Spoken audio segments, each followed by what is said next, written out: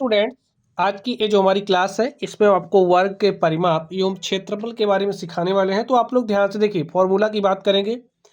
यहाँ पर ये जो आकृति आप देख रहे हो ए बी सी डी, ये हमारा क्या है, एक वर्ग है। वर्ग की परिभाषा आपको पता है, नहीं पता हो तो वीडियो के डिस्क्रिप्शन बॉक्स में जाना। देखिए परिभाषा तो मैं यहाँ बता दूंगा, लेकिन इसके बारे में अगर आप लोग डिटेल नॉलेज चाहते हो, डिटेल नॉलेज सब कुछ इसके बारे में जानना चाहते हो, तो भाई आपको वीडियो के डिस्क्रिप्शन बॉक्स में जाना पड़ेगा।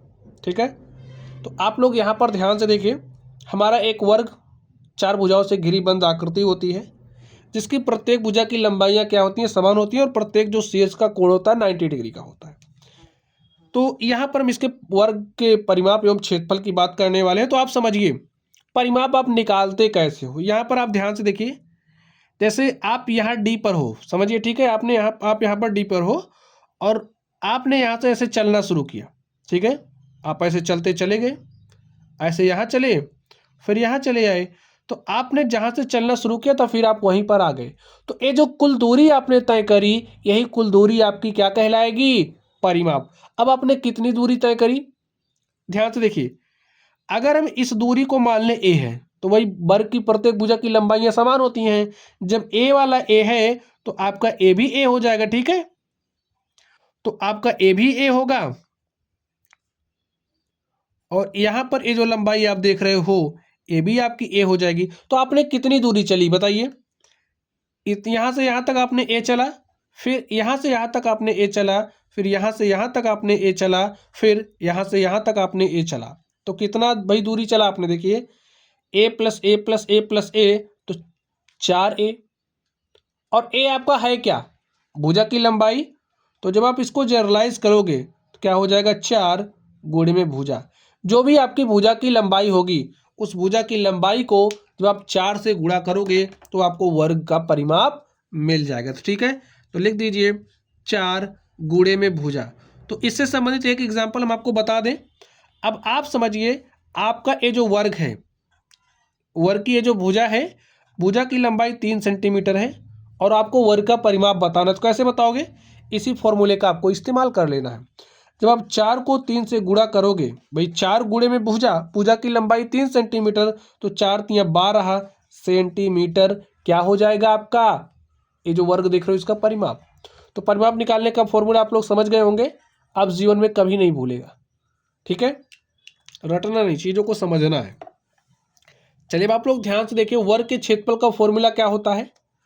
तो स्टूडेंट्स, क्षेत्रफल है क्या, देखिए ये जो आप देख रहे हो अंदर वाला भाग, ठीक है, ये क्या है आपका, ये क्षेत्रफल है। और ये जो वर्ग का क्षेत्रफल है, इसको निकालने का फॉर्मूला होता है, क्या होता है, भुजा का स्क्वायर। ये जो आपकी भुजा है ना, उसका वर्ग कर दो, या फिर भुजा गुणे में भुजा।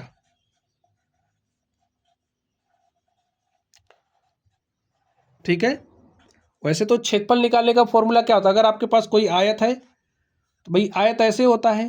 ये आपका जो वर्ग है ना, वर्ग भी एक आयत ही होता है। ठीक है, तो यहाँ पर आपके पास जो आयत होता है तो उसका क्षेत्रफल आप कैसे निकालते हो, लंबाई गुणे में चौड़ाई का फॉर्मूला इस्तेमाल करके।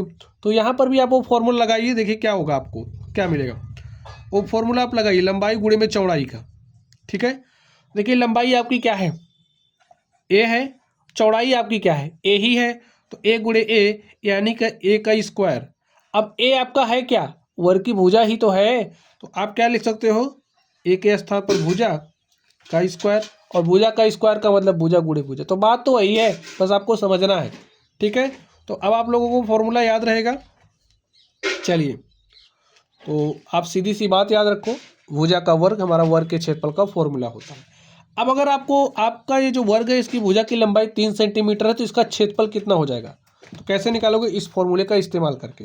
तो भुजा आपकी 3 है, तो 3 का वर्ग करोगे, 3 त्रिक 9 वर्ग सेंटीमीटर, ये आपका क्या हो जाएगा, इस वर्ग का क्षेत्रफल। तो फॉर्मूला हमारा यही इस्तेमाल होता है, इस फॉर्मूले को आपको ध्यान में बैठा लेना है। तो डायरेक्टली लिख लीजिए फॉर्मूला आप, वर्ग का जो हमारा क्षेत्रफल होता है वो होता है भुजा का स्क्वायर। चलिए आप लोग पढ़ते रहिए, अगर कोई डाउट हो तो कमेंट बॉक्स में कमेंट करना। वीडियो पसंद आए तो वीडियो को लाइक करना है। चैनल पर नए हो तो चैनल को जरूर सब्सक्राइब कर लेना, ताकि वीडियोस आपको मिलती रहे। नोटिफिकेशन आपको मिलती रहे और आप लोग अच्छे से पढ़ाई करते रहें। तो चलिए आप लोग पढ़ते रहिए। Thank you.